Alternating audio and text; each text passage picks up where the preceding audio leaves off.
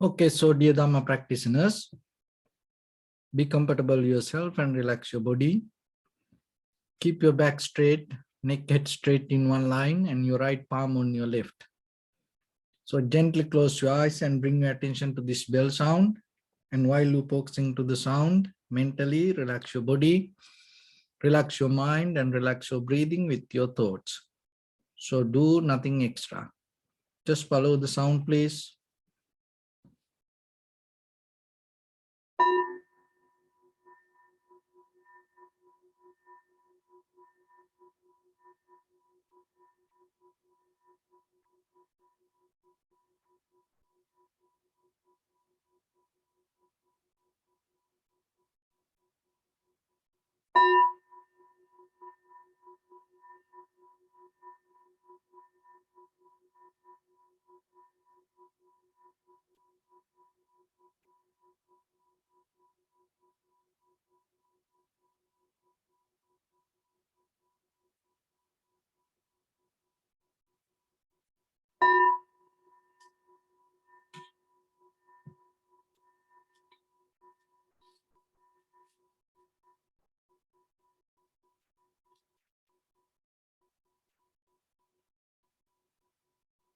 Namo tassa bhagavato arahato samma sambuddhassa.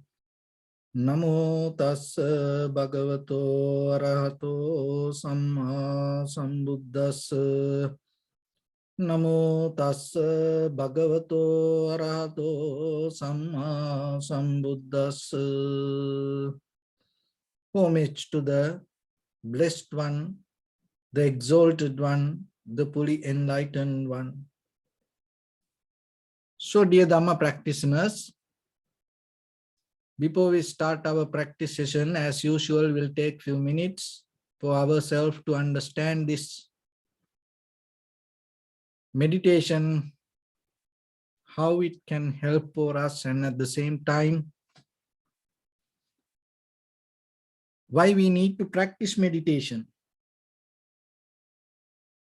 Because bringing that clarity to yourself will help you to have a very clear foundation.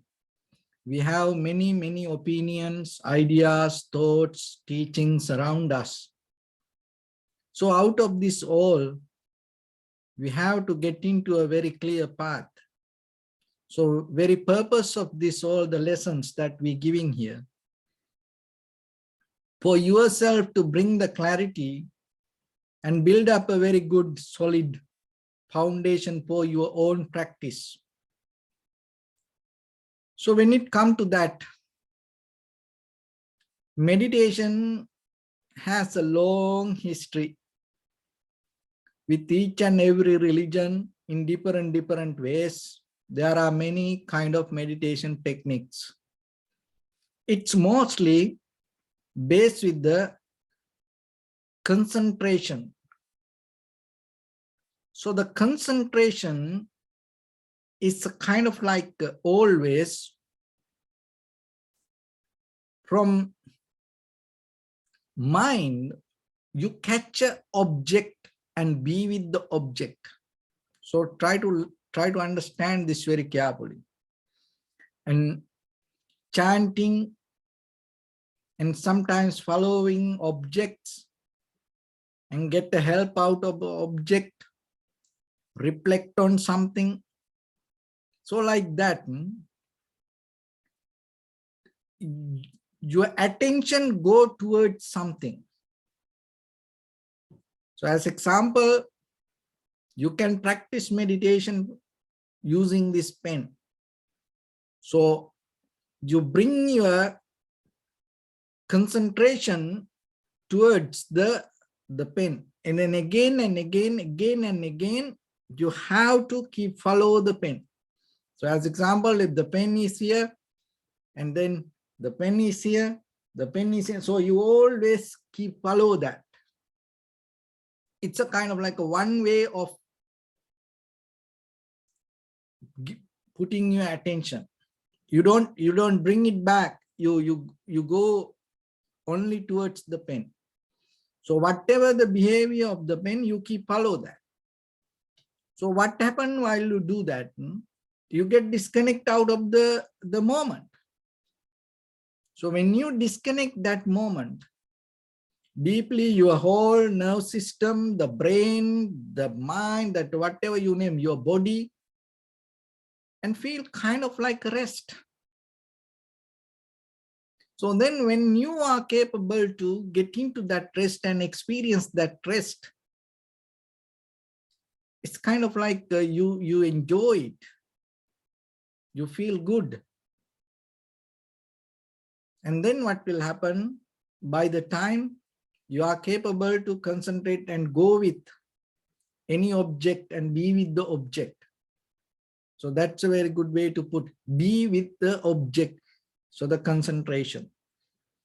And then by the time there was another family came to this mind practice, this all when it come to meditation, this all interfere with the mind.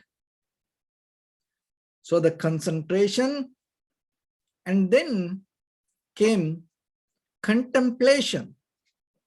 So the contemplation is always,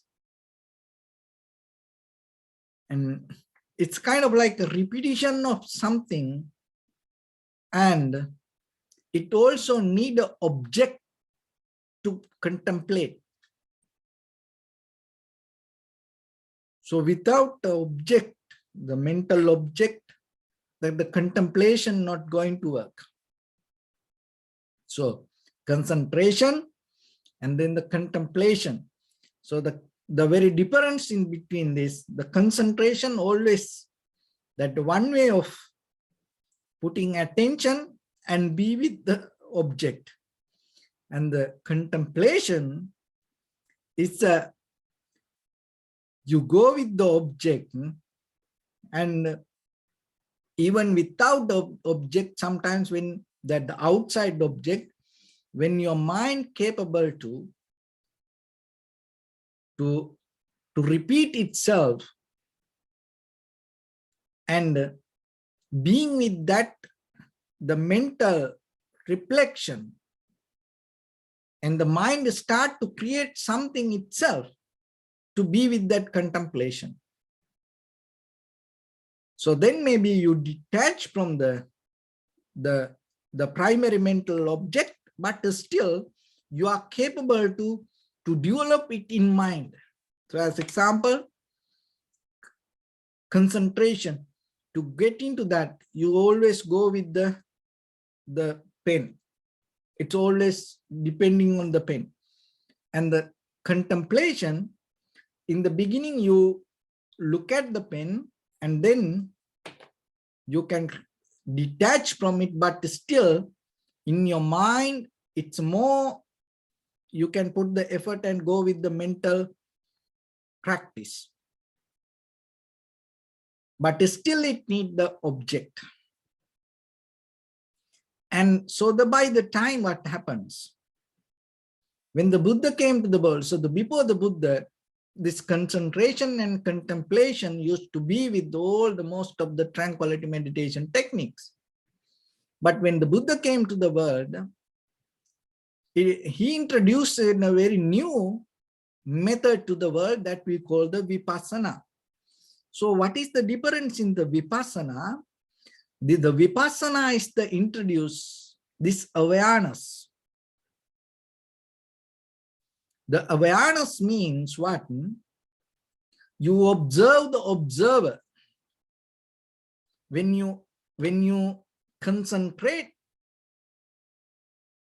you recognize the pen, and at the same time, you observe the very nature, the very behavior of the observer. So that the both, the object and the subject both, it's kind of like a third person point of view. You gain the whole process as one. That is the awareness. And even without a object also, when it go to contemplation, and the same method, the awareness, still you can use So when you reflect something on your mind, and as example, contemplating on the pain, you recognize something and you go observe the sensation of the pain, but at the same time, you still see the observer, the very behavior of the observer. So the awareness means rather than go with just the object and you see the very nature of the subject. So that come out of the Vipassana. Because in the Vipassana, it introduced this bhavana. So before the Buddha, there was no bhavana. So the bhavana means bhaveti kusala dhamme asevati vaddeti bhavana. This means you develop the profitable skills in you. It's a kind of like the cultivation of the mind, allow you to grow, your mind rather than hold it to something and be with something. That as example, concentration is allow you to be with the mind. So as example, just imagine your mental capacity 10%. So then you come to practice meditation. So it is a concentration meditation or contemplation meditation. So then you start to observe the pain. So now your mental capacity is 10%. And you practice beginning 10%, you practice 10 years, but still your mental capacity is going to be 10%. It's not going to grow. Contemplation, the same. Your mental cap, when you start the mental capacity, 10%, and still when you, after 10 years, it's a 10%. That's why this tranquility meditation not allow you to get out of the samsara. It may change the position, it may change the form or the model, but still the mental capacity going to become the 10%. The very different with the Vipassana is this, when you come to the tune with the awareness, you start your mental practice, meditation with the 10%. And you practice for 1 year. The practice doesn't mean you just do whatever you know, you come to the correct practice. So once you come to the tune to the correct practice, if you do it in a right way, what happens? By the 1 year, your mental capacity going to grow according to the quality of practice. Listen that very carefully. Within another 2 years, it's going to grow. Maybe just imagine you practice for 7 years, Vipassana. It's guaranteed that if you exactly practice the right way, Vipassana 7 years, 7 days to 7 years, from 10%, your mental capacity going to be the 100%. See, that is what called bhavana. There is no any other meditation techniques in the world allow you to grow like that way, that allow your mind to grow. You come to the contemplation, you come to the concentration, your attention going to become more sharp and clear, but the awareness going to be the same. So try to understand the difference. So that is the difference with the Vipassana. And you don't need to go any argument about it, anything. So this is what happens. I will give another example. Just imagine. So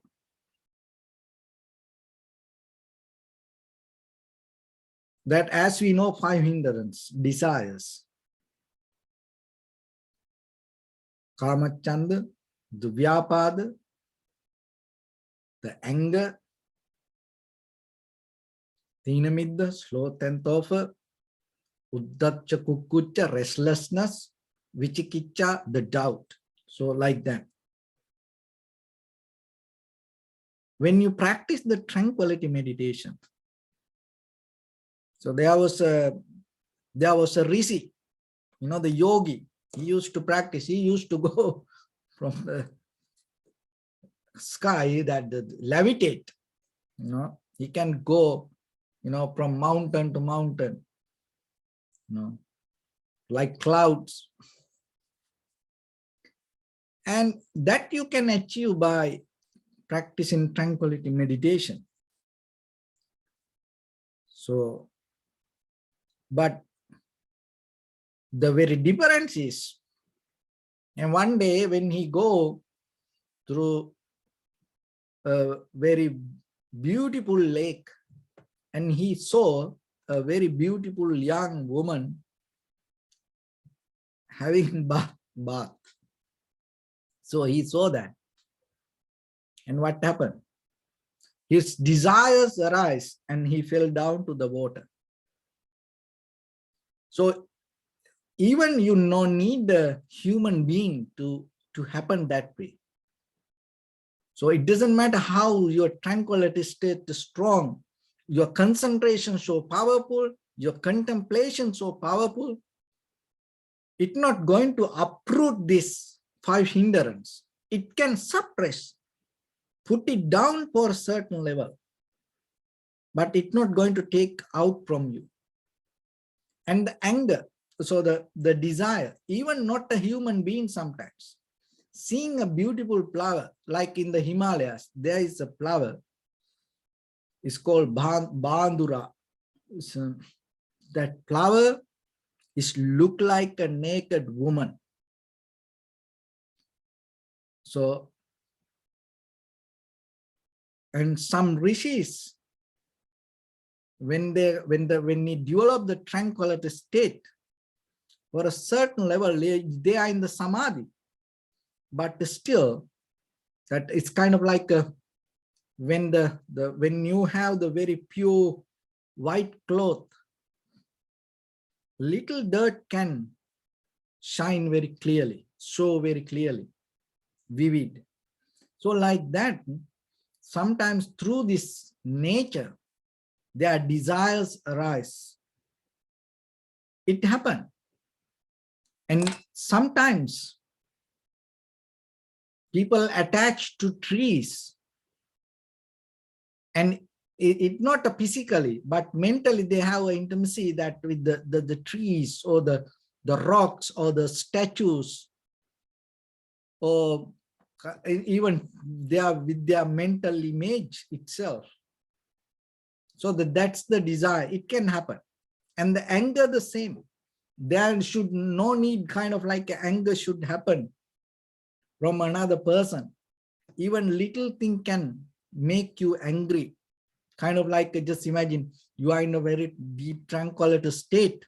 With the concentration and contemplation, you come to very tranquility state. Maybe little sound like a crow, because that sound is kind of like, not a kind of like a, beautiful sound. And maybe if you hear the crow, that you are in the deeper tranquility state, still it has ability to uplift the anger. So like that, sloth and torpor, restlessness, doubt. So those are things can happen. Why it happened that way? Because you concentrate or contemplate and get into the tranquility state, and you never investigate. So that's why the very nature of the Vipassana is thoroughly, deeply observe and recognize. And while you recognize, you develop your awareness that knowingly the observer do this. That is a very brand new method. So that's the point that you have to understand. So then in day-to-day life, when you practice meditation,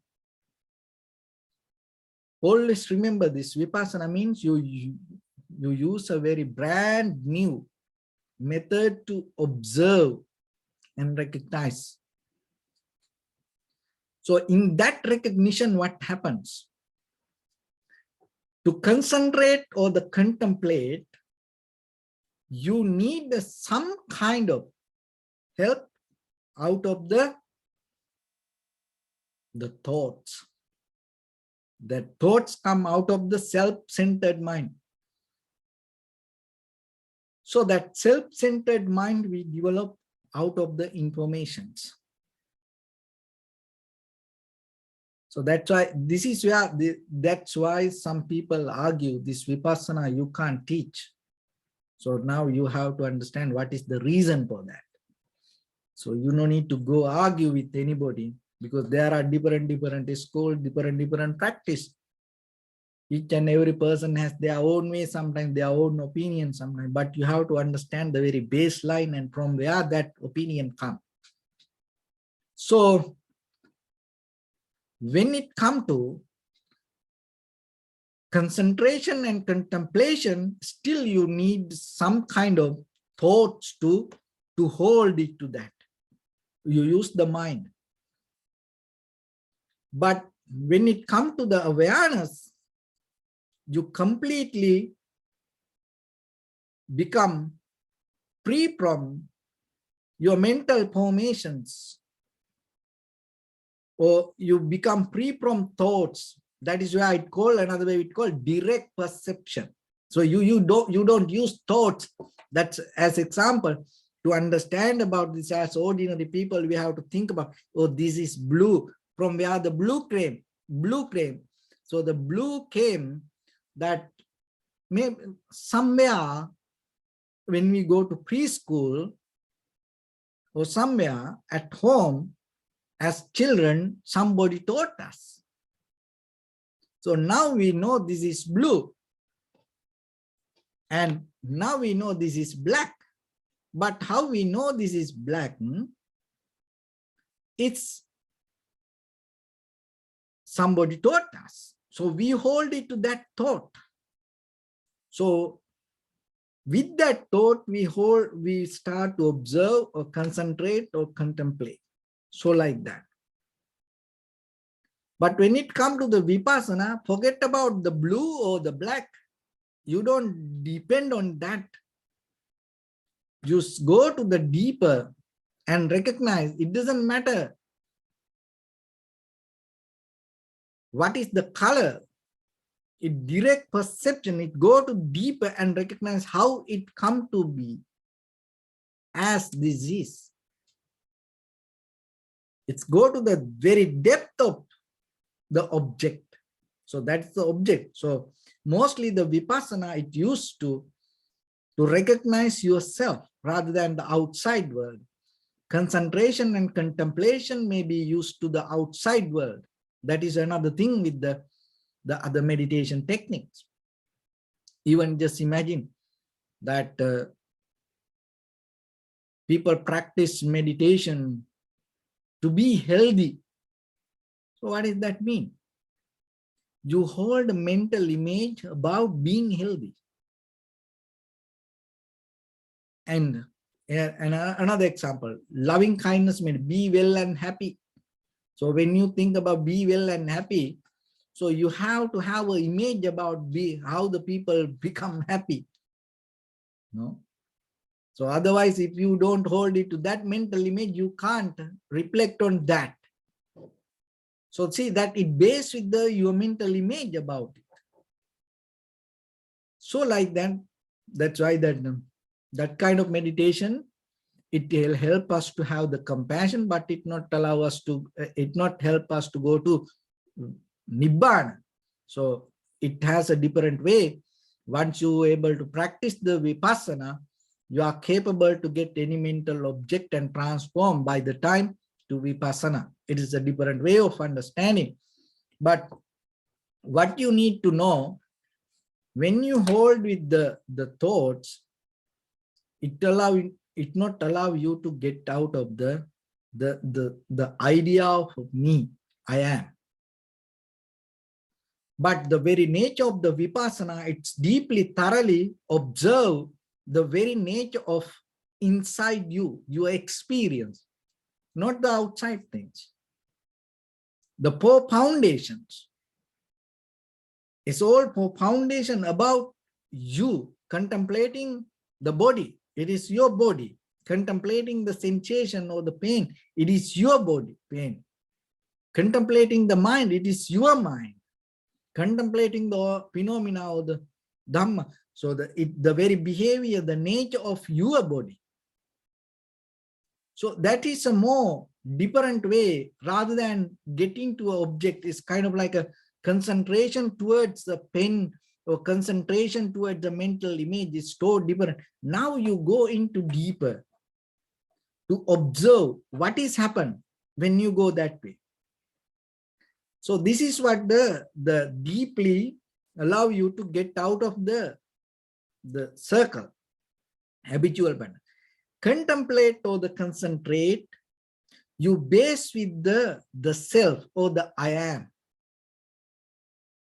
Now in the Vipassana, what happens when the Vayanas come, you very detached from the I am, from the base.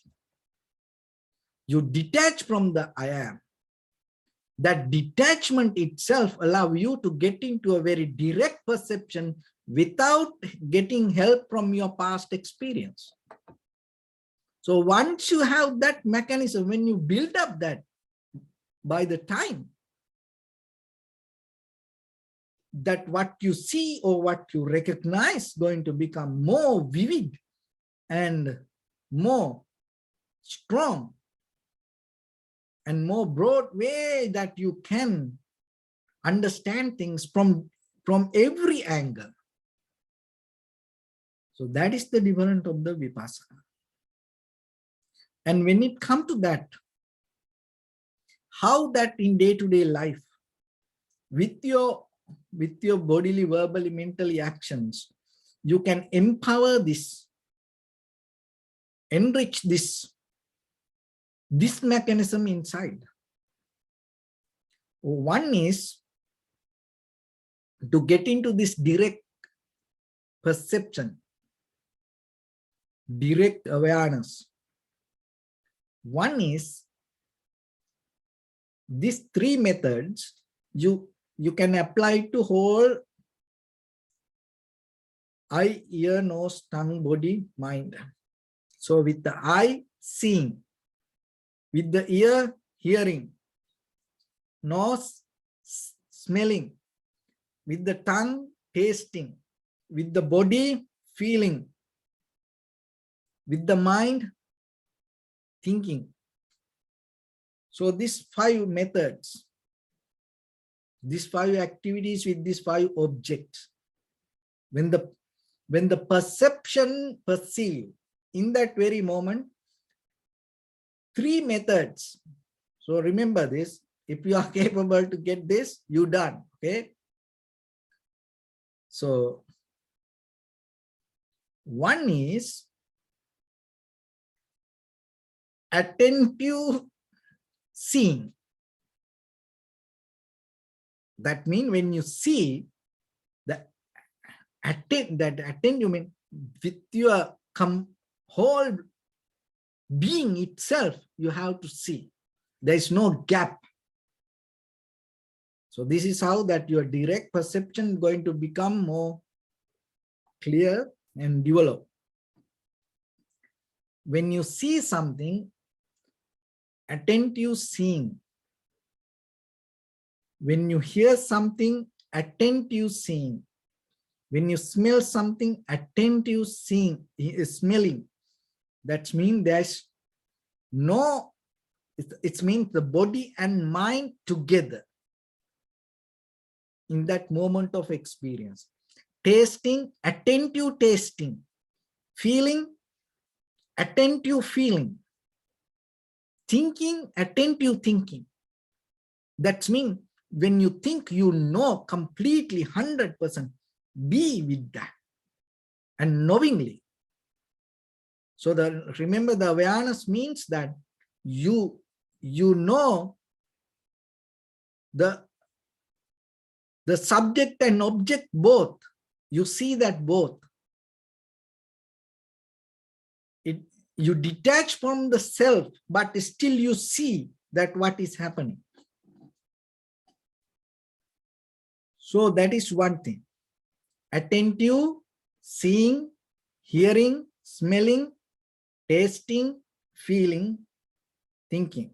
So thinking part, forget maybe, in the beginning, it's sometimes too complicated for you. But if you practice with these other things, by the time you can get there. So that is one thing. The first one, attentive, the totally whole being itself. It's like some people dance, sing, the whole person itself, that, being in the moment, that it's complete. So then it becomes beautiful. And when the person sing from the soul, from the whole being itself, that the singing going to become so beautiful. Everybody, like it. So like that, attentive. So yourself, remember. And the second one is mindful seeing. So what is the mindful seeing means? When you see something, your mental awareness should be, it's like, you see this, but you somewhere else, you're thinking something. But still you see, like driving, you're driving, you're talking, but still your mind somewhere else, but still you are capable to go with. So the mindful seeing, mindful hearing, mindful smelling, mindful tasting, mindful feelings, mindful thinking. So it has a little bit more deeper engagement of your consciousness than attentive. So that attentive is kind of like, the physically you are there, being present. So the mindful now a little bit more deeply, mental engagement. So that is the second one. And the third one, careful. Careful seeing. So when you become careful means what? You are attentive, you already attentive, and you are already mindful, but you bring more little bit extra attention to that. So that is where the will, because when you become careful, what happens? It afflicts your will to be with that.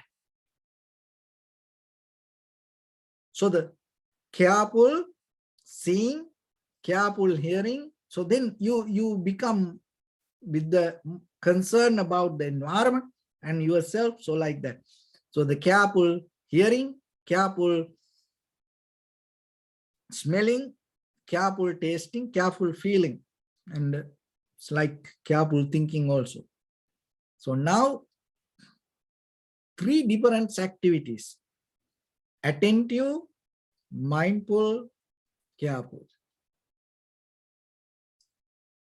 So you do one by one,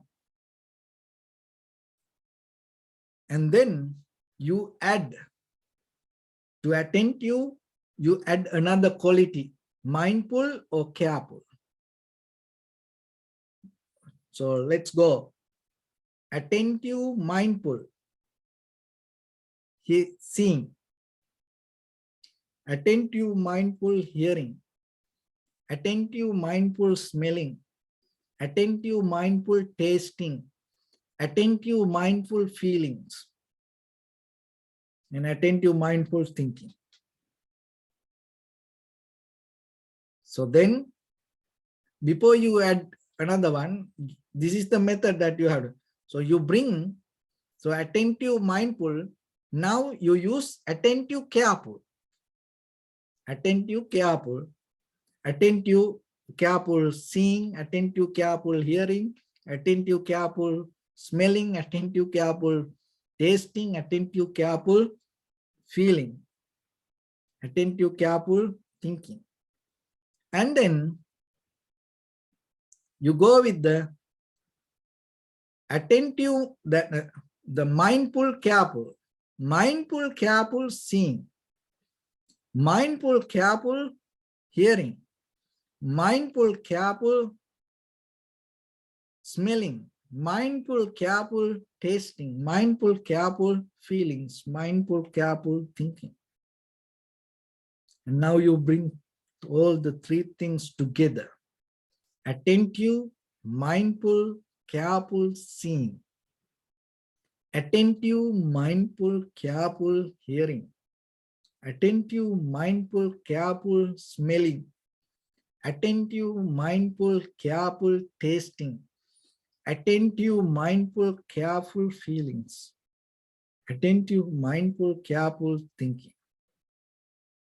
If you are capable to go with that, by the time what will happen, you come to the pure awareness. So when you come to the pure awareness, what happens? Because when we see the moon, we see one part of the moon. We don't see the other part. When we see the stars, we see one part of it. When we see this outside, even the trees, the birds, you always recognize, you see only one part of that. You miss other part. And when it comes to the people saying that we see one part of the people. But when it comes to this pure awareness, what happens? You start to recognize the whole process. That's the beauty of the wisdom. You can't get it by books. You can't get it through lectures. It can happen only by your own pure experience. Even you can't follow the teachings. That's why the Buddha invite a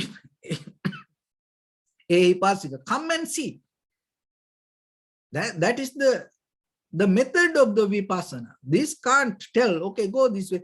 You can't go with the any kind of believing, or you can't go with any kind of following, initiation, or that kind of. It can happen only by your own pure experience. So as example, that when I see this, I can see only this part of it. And how that is, I can see this whole process. But it is there. It's there. So we used to, through the samsaric journey, we used to stuck and hold into this surface level. Knowingly or unknowingly, what happens when you see, hear, smell, taste, feel, what happened? We mostly grasping and holding and attached to on the surface level. We have no ability to go beyond the surface level. It doesn't mean you go through this. No, that we have ability. We become satisfied with the surface level when we hold it. It's a mental quality. So when it comes to the Vipassana, what happened? You are capable to not to hold it to anything or not to grasp anything, but still you are capable to experience it. To understand it is very difficult. Why? Because we used to experience things by holding and grasping. That's we always like to claim things as me, my, mine. So like that way we know the world. Other things is not my world. And we used to say, this is my world. So sometimes if somebody, do something, sometimes we say, oh, you destroy my world. What does that mean? That person destroy the world? Oh, what does that mean? That the person, had the hopes regarding some mental images, and now, it's not going to happen. So like that, in day-to-day life with our eye, ear, nose, tongue, body, mind, we hold it to names and forms with our mind. So that is become the world. And so the Vipassana is a method to get out of it. And so for that, we develop the awareness. When you develop that awareness, what happens? So as you know, the very nature of the water itself clear. Water itself not dirty. Water itself clear. And the water still is itself still, calm. From its own pure level of existence. Clear and calm. So your mind the same. When it comes to without any attachment or resistance, without any grasping, it itself pure and clear. If you are capable to get into that clarity, mind itself, not by thinking on mind itself, you are capable to understand everything by its own appearance itself completely, 100%. So whatever come to your eye, ear, nose, tongue, body, mind, by itself, that appearance itself become your understanding. So that's nothing to do with thoughts. In your life, you understand a lot of things without thoughts, but you are not careful about it. So in this conventional life means we always tangle with thoughts. And that is where we influence by the ideas, imaginations. So imagination is the creation of the conventional life. So that what we experience, this all came out of the imagination. So we go with the world thinking and believing that is our future. And when we go that way, we forget what is really happened inside us. So the Vipassana is a method. You settle down, get out of your imagination. It's hard. Why? Because we are the one who developed that imagination. We so love that. Our own imagination, our own dreams. We so hold it to that. But your dream, when it changed everything. There was a man. In his dream, he became a tiger. His brother came. So try to understand this. His brother came in front of him. He ate the brother. Why? Because he's a tiger now. And then this man came to a woman, and because in his dream, he became a woman. And then his next brother came and fall into love with him and became whole and believing this is my husband. And then another time, this same woman, the man, the woman, fall into a bird, like in the dream. And then that next brother, so like the bug, little bug. So the bird came and eat the bug. So like that, when you transform to dream, that your whole world, you change. So the samsara means we shifting and transforming, and go in a different way through the dreams. So your awareness means that is the moment you get out of the dream. So challenge yourself and see, are you in the dream? Are you experience the dream? Because when the dream changes, that the world you experience will change. Then what's the point?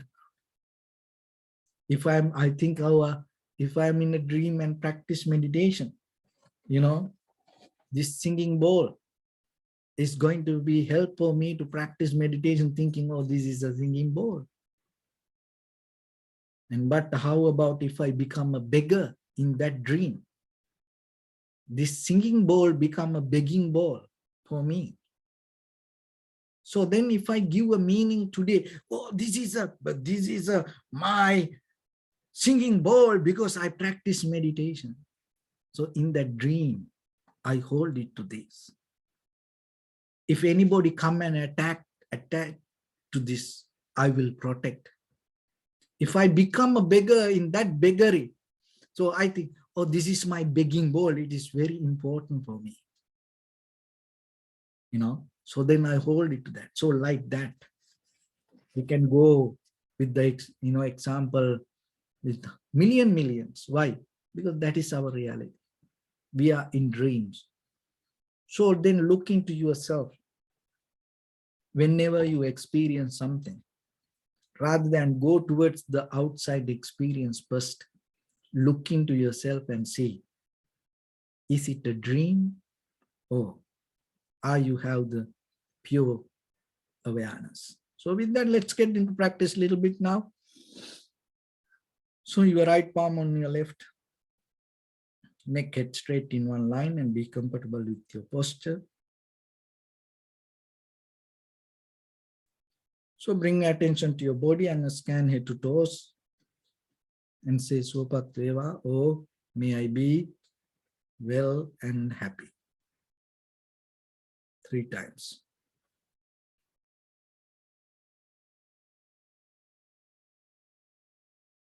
Take a moment and think.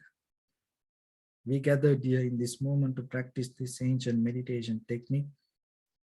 All the Buddhas, all the enlightened masters followed this path and achieved wisdom.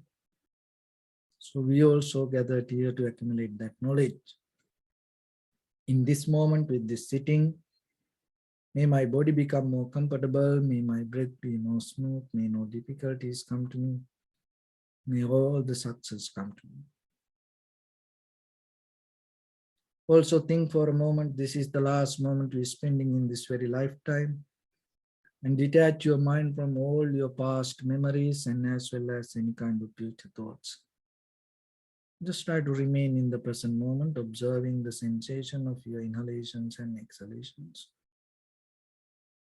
So in the beginning, deeply and gently, breathe in, breathe out 3 times and find the sensation, please.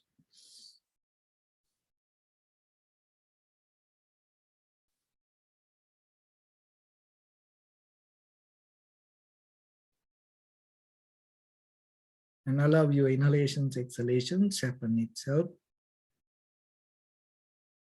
And when it happens through the sensation, recognize it.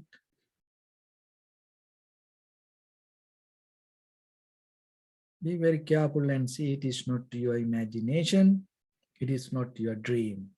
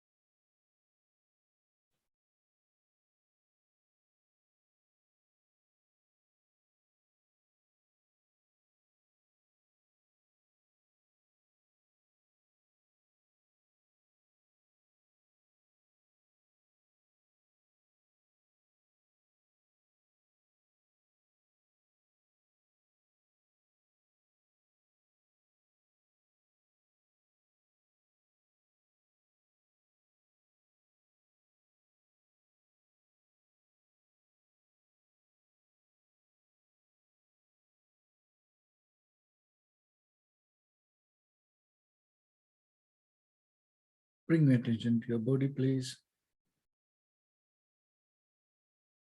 Observe your posture.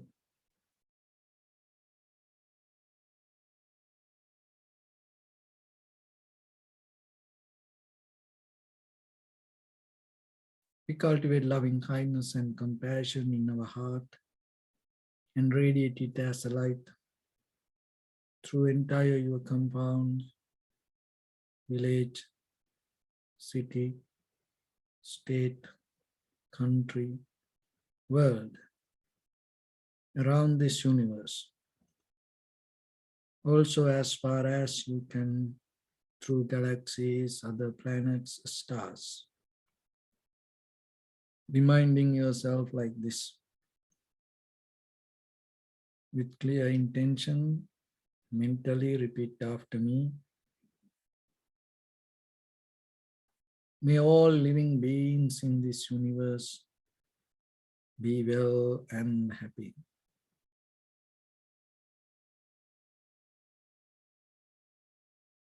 May everyone be happy and safe. And may their hearts be filled with joy. May all living beings live in security and in peace.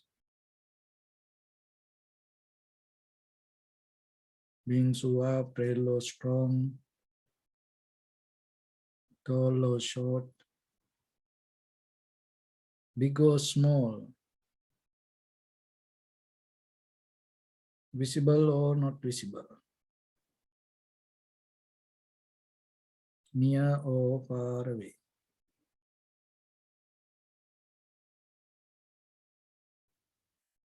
Already born or yet to be born.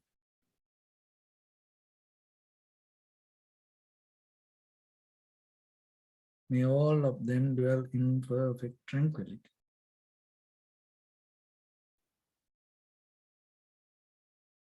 Let no one do harm to anyone. Let no one put the life of anyone in danger. Let no one out of anger or ill will wish anyone any harm.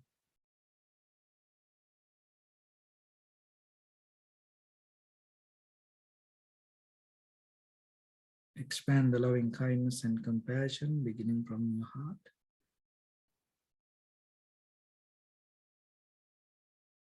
Forward. Visualize yourself and send it as a light.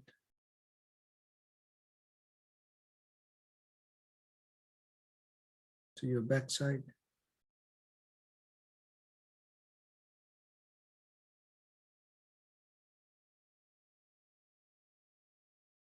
To your left side.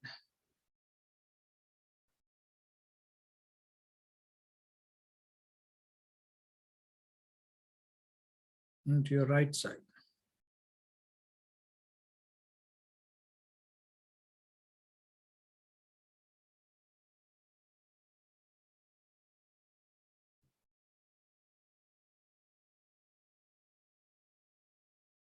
Downward.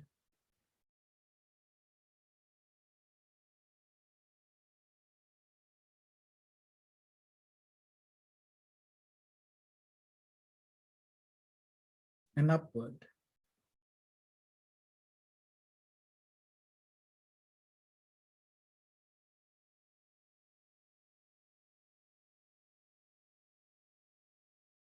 To all 6 directions at once.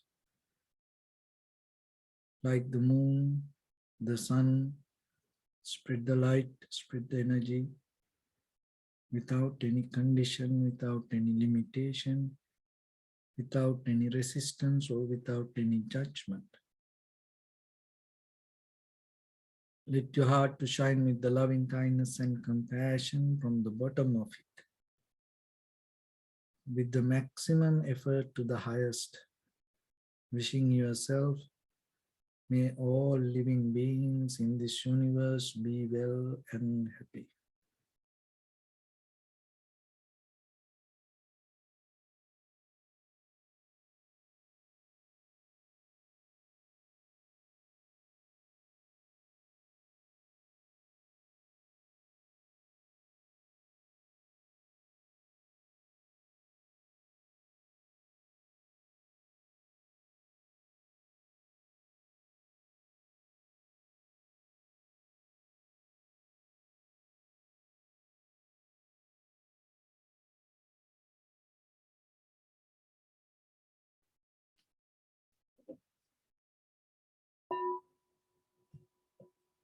Say sadhu, sadhu, sadhu. So first of all, we offer this practice to the great qualities of the Buddha, Dhamma, and the Sangha. And also by the power of this meritorious deed, may all of us attain to the supreme bliss of Nibbana. May all your guardian angels and deities will receive these merits and increase their longevity and protect all of you from any kind of planetary influences or any ill effects. Ittavata chamnihi sampadam punya sampadam sabbe deva anumodantu sabba sampatti siddhya. Sabbe bhuta anumodantu sabba sampatti siddhya. Sabbe satta anumodantu sabba sampatti siddhya. Imaya dhammanu dhamma patipattiya buddham pujemi dhammam pujemi sangham pujemi. Addaya imaya patipattiya jati jara vyadhi maranam ha paribunjisami. Idam me punya kammanga savakkaya vahannotu sabba dukkha pamunchatu. Bless you.